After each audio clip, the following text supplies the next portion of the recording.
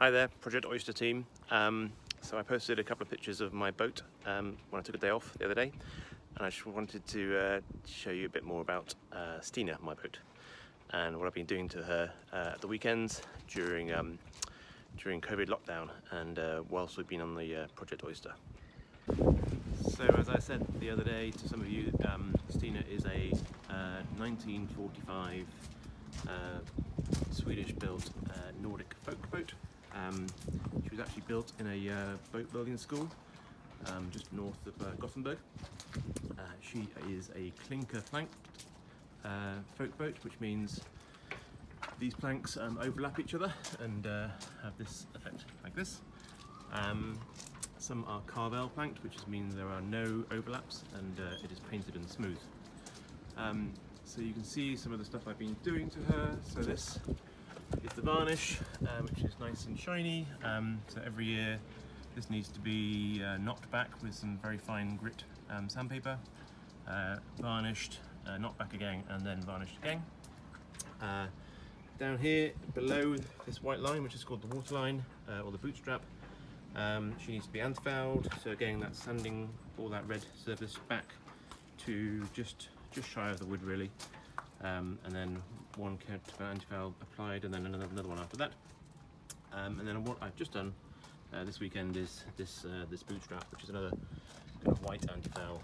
And so I've done that, and later on I'll take that off and I'll show you her in her full glory with her bootstrap showing, and hopefully no overlapping marks.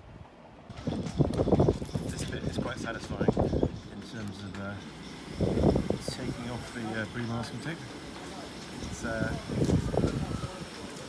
pain putting it on, but it's nice when you get that nice clean line between what you painted and your varnish.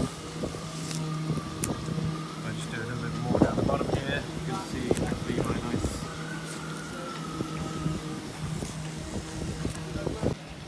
So there is my nice painted waterline mark or bootstrap all the way along the boat.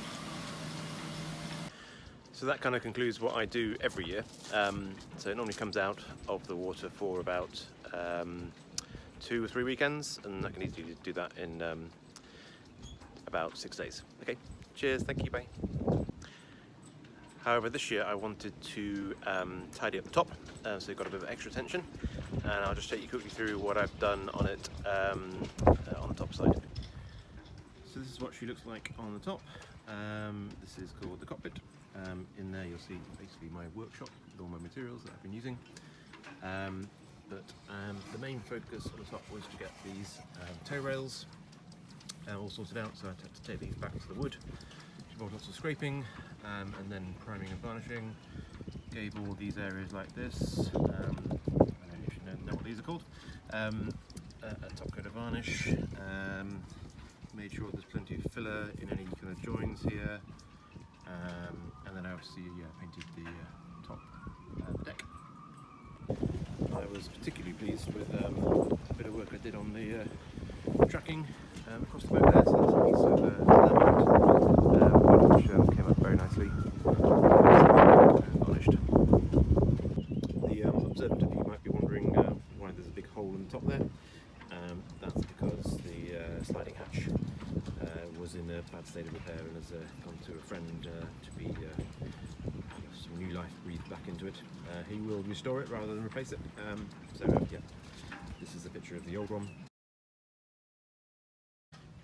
The major project I still have left is I had an area of rot here, so I've kind of dug out the offending rotten pieces of wood.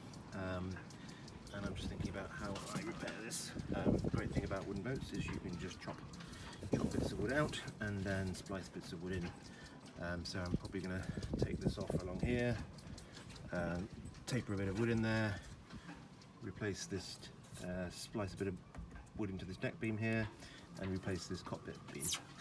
And that will obviously make it all messy, and then I'll have to tidy it all up and varnish it and paint it, etc.